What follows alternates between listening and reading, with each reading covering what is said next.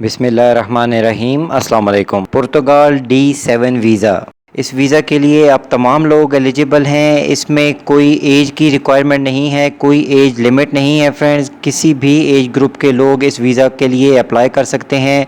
आपका काम, आपका जॉब ऑक्यूपेशन कोई भी है, उससे कोई फ़र्क नहीं पड़ता, क्योंकि इस वीज़ा के लिए आपको कोई जॉब ऑफ़र की ज़रूरत नहीं है।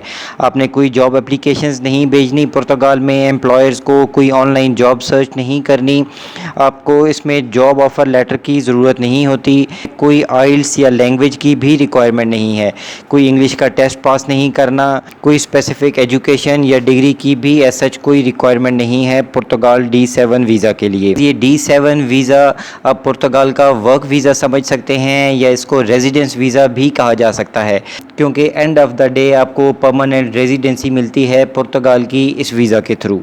फ्रेंड्स, इसकी तमाम डिटेल्स जानने से पहले मेरी आपसे रिक्वेस्ट है कि अगर आप मेरे चैनल पे नए हैं तो प्लीज़ इसको सब्सक्राइब कर लीजिए और बेल आइकन का नोटिफिकेशन ऑन करके ऑल की ऑप्शन सेलेक्ट कर लें, ताकि इस तरह की इन्फॉर्मेटिव वीडियोस आप तक टाइमली पहुंचती रहें। बहुत शुक्रिया। बेसिकली ये D7 वीज़ा लॉन्च किया गया था पुर्तगाल इमिग्रेशन के लॉज के मुताबिक, उनका आर्टिकल नंबर 28D के अंडर उन लोगों के लिए जो कि रिटायर्ड लोग हैं, जिनको एक रेगुलर पेंशन आती है, कोई ऐसी प्रॉपर्टी है जिससे रेंटल इनकम आती है, या कोई भी ऐसा सोर्स ऑफ इनकम है आपका जिससे आपको रेगुलर इनकम तो आ रही है, लेकिन उसके लिए आपको डेली लाइफ में एक्टिव होने की ज़रूरत नहीं है।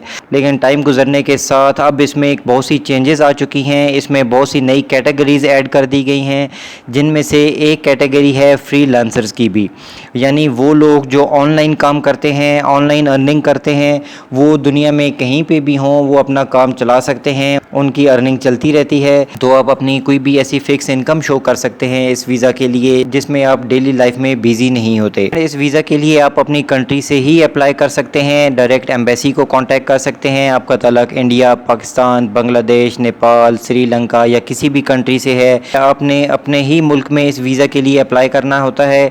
और अगर ये वीज़ा इशू हो जाता है तो ये पहले 4 महीने का वीज़ा इशू किया जाता है आपके अपने मुल्क से। पुर्तगाल पहुँचने के बाद इनके इमिग्रेशन डिपार्टमेंट का एक सेक्शन SEF वो आपका एक इंटरव्यू करता है, और उस इंटरव्यू के बाद इस वीज़े को एक्सटेंड किया जाता है, और वो एक्सटेंशन 1 साल की भी हो सकती है और 2 साल तक की भी हो सकती है।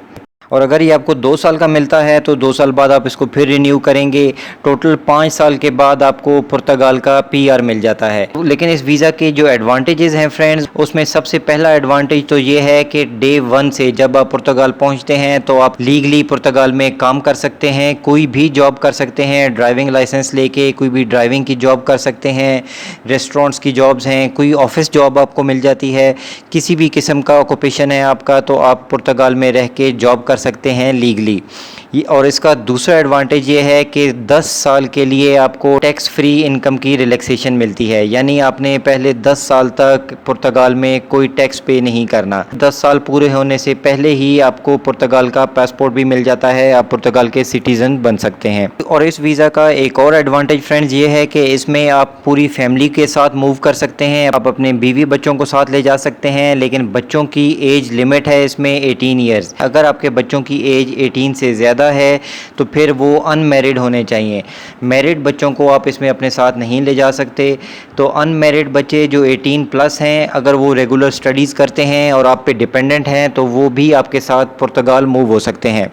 और इसमें आपके पेरेंट्स भी आपके साथ मूव हो सकते हैं इन केस कि वो भी आप पे डिपेंडेंट हों, उनकी अपनी कोई अलग से इनकम ना हो। और इसमें आपके सिबलिंग्स भी एलिजिबल हैं, यानी फ्रेंड्स इसमें आपके बहन भाई भी तमाम एलिजिबल हैं जो गैर शादीशुदा हैं और आप पे डिपेंडेंट हैं। तो इस सिचुएशन में फ्रेंड्स एक बहुत अच्छी अपॉर्चुनिटी है। सिर्फ एक मेन एप्लीकेंट को जब ये वीज़ा मिल जाता है तो आपकी पूरी की पूरी फैमिली आपके मुल्क से पुर्तगाल आप लोग मूव कर सकते हैं। पुर्तगाल एक शेंजन कंट्री है, 27 कंट्रीज़ का ये वीज़ा आपको मिलता है, जिनमें आप फ्रीली मूव कर सकते हैं, लीगली मूव कर सकते हैं। पूरे यूरोप में कहीं पे भी आप जा सकते हैं और पुर्तगाल में रहते हुए आपको लीगली काम करना भी अलाउड होता है। फ्रेंड, इस वीज़ा में इतनी अट्रैक्शंस रखी गई हैं फॉरेनर्स के लिए कि आपको वहाँ के सोशल सर्विसेज के भी बेनिफिट्स मिलते हैं डे 1 से। हेल्थ केयर के बेनिफिट भी बिल्कुल वैसे ही मिलते हैं जैसे एक पुर्तगीज़ सिटीज़न के लिए होते हैं। उसके बाद बच्चों की एजुकेशन, उनकी स्कूलिंग के लिए भी सेम वही बेनिफिट्स हैं जो एक पुर्तगीज़ नेशनल के लिए होते हैं। तो फ्रेंड्स अब इसकी वीज़ा एलिजिबिलिटी रिक्वायरमेंट्स और उसकी फ़ीस की बात कर लेते हैं। फ्रेंड्स जैसा कि मैंने आपको पहले भी बताया कि इस वीज़ा के लिए सिर्फ वो लोग अप्लाई कर सकते हैं जिनका source of income daily active life नहीं है। कोई भी परमानेंट सोर्स ऑफ इनकम की ज़रूरत होती है। अगर आप रिटायर्ड हैं तो आपकी पेंशन हो सकती है, कि कोई रेंटल प्रॉपर्टीज़ हैं जिनसे आपको फिक्स इनकम आता है, और फ्रीलांसर्स जो ऑनलाइन अर्निंग करते हैं, या कोई भी ऐसा सोर्स ऑफ इनकम जो आपके पुर्तगाल में रहने के बाद भी आपके लिए रेगुलरली चलता रहे, तो वो लोग इसमें एलिजिबल हैं अप्लाई करने के लिए। इसकी स्पेसिफिक कोई रिक्वायरमेंट्स आपको नहीं मिलेंगी। ऑनलाइन भी जब आप इसको सर्च करेंगे तो बहुत सी वेबसाइट पे डिफरेंट रिक्वायरमेंट्स मिलती हैं, तो इसलिए मेरा मशवरा ये है आपके अपने सिटी से, आपके अपने इलाके में जो भी गैरीफेडेक्स का ऑफिस है या पुर्तगाल का वीज़ा एप्लीकेशन सेंटर है, वहाँ से जाके आप इनकी डॉक्यूमेंट्स की चेकलिस्ट ले सकते हैं। ऑनलाइन सर्च करने से आपको ही नुकसान होगा, क्योंकि डिफरेंट वेबसाइट पे डिफरेंट इन्फॉर्मेशन मिलेगी जो कि एप्लीकेंट को कंफ्यूज करती है। 100% जेन्युइन इन्फॉर्मेशन भी नहीं होती, क्योंकि हर वेबसाइट की इन्फॉर्मेशन में फ़र्क होता है। मैं कोशिश करूँगा कि मुझे इस्लामाबाद और दिल्ली से अगर इनकी चेकलिस्ट मिल जाएँ तो वो भी मैं आने वाले डेज़ में आप लोगों के साथ शेयर कर दूँगा। लेकिन इसकी पहली और बेसिक रिक्वायरमेंट है कि आपकी इनकम एक पैसिव इनकम होनी चाहिए, जिस इनकम के लिए आप डेली एक्टिवली इन्वॉल्व ना होते हों। और फ्रेंड इसमें जो सेकंड रिक्वायरमेंट है वो है प्रूफ ऑफ फंड्स। आप पुर्तगाल मूव होना चाह रहे हैं तो पुर्तगाल में मिनिमम एवरेज सैलरी जो है एक महीने की वो तकरीबन 650 यूरो है। तो 650 यूरो के हिसाब से 12 महीने के बनते हैं 7800 यूरो। इतने पैसे कम अज़ कम आपके पास होना ज़रूरी हैं इस वीज़ा को अप्लाई करने के लिए। ये पैसे आपके सिर्फ मेन या प्रिंसिपल एप्लीकेंट के होते हैं, और अगर आपकी फैमिली भी आपके एप्लीकेशन में है तो फिर आपके पार्टनर के, आपके स्पाउस के लिए 3600 यूरोज़ एक्स्ट्रा ऐड करने हैं इन पैसों में। और अगर आपके बच्चे भी साथ हैं तो ईच डिपेंडेंट चिल्ड्रन के तकरीबन 2200 यूरो बनते हैं। लेकिन अगर आप अलोन ट्रैवल करना चाहते हैं, पहले फैमिली को साथ नहीं ले जाना चाहते, तो ये तकरीबन 7800 यूरो के करीब बनते हैं आपकी टोटल अमाउंट जो आपने शो करनी है पुर्तगाल एम्बेसी को। और फ्रेंड्स आपकी ये इनकम आपकी बैंक स्टेटमेंट से प्रूव होनी चाहिए। ऐसा नहीं है कि आपने किसी से ये पैसे लेके अपने अकाउंट में डाले और उसकी स्टेटमेंट निकाल के अपने एम्बेसी को जमा करा दी। ये आपकी एक रेगुलर इनकम होनी चाहिए, जैसा कि मैंने पहले भी बताया कि आपकी कोई पेंशन आती है, कोई रेंटल इनकम आती है, या कोई भी ऐसा सोर्स ऑफ इनकम है जो एक पैसिव इनकम होता है, जो फिक्स आपके पैसे आ रहे हैं हर महीने, जिसके लिए आप एक्टिवली कोई जॉब नहीं कर रहे। एटलीस्ट 6 माह की बैंक स्टेटमेंट आपने अटैच करनी होती है। और फ्रेंड्स इसकी रिक्वायरमेंट्स में एक और ऐसी रिक्वायरमेंट लिखी गई है जिसके लिए कोई स्पेसिफिक डॉक्यूमेंट मेंशन नहीं है।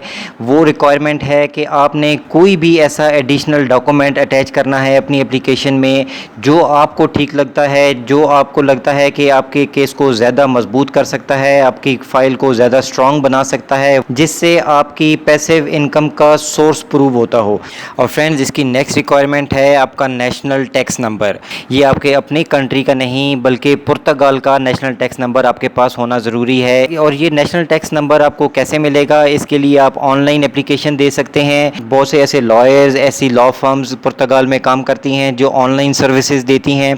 किसी को भी आप पे करके अपना नेशनल टैक्स नंबर पुर्तगाल में ले सकते हैं। और इसके साथ फ्रेंड्स ये भी ज़रूरी है कि आपने पुर्तगाल में जिस सिटी में भी जाके आप रहना चाहते हैं, ये आप ऑनलाइन सर्च कर सकते हैं। पहले पूरी वर्किंग करनी है आपने इस पे कि किस सिटी में कितना ख़र्चा आएगा आपको रहने का, आप क्या काम करना चाहेंगे वहाँ जाके, क्योंकि वीज़ा अप्लाई करने से पहले वहाँ पे आपने कोई भी रेंटल प्रॉपर्टी का अरेंज करना है। तो जो भी आप अकोमोडेशन का अरेंज कर रहे हैं उसके डॉक्यूमेंट्स भी आपने अपनी एप्लीकेशन में साथ अटैच करने होंगे।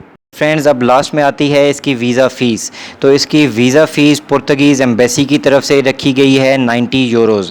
जी हाँ फ्रेंड्स, सिर्फ 90 यूरो फ़ीस है इस D7 वीज़ा को अप्लाई करने के लिए। फ्रेंड्स पुर्तगाल का D7 वीज़ा के कुछ रिक्वायरमेंट्स और एक ओवरव्यू मैंने आपके साथ शेयर किया। इसकी ये तमाम डिटेल्स मैंने डिफरेंट ऑनलाइन ऑथेंटिक सोर्सेज से इकट्ठा करने की कोशिश की।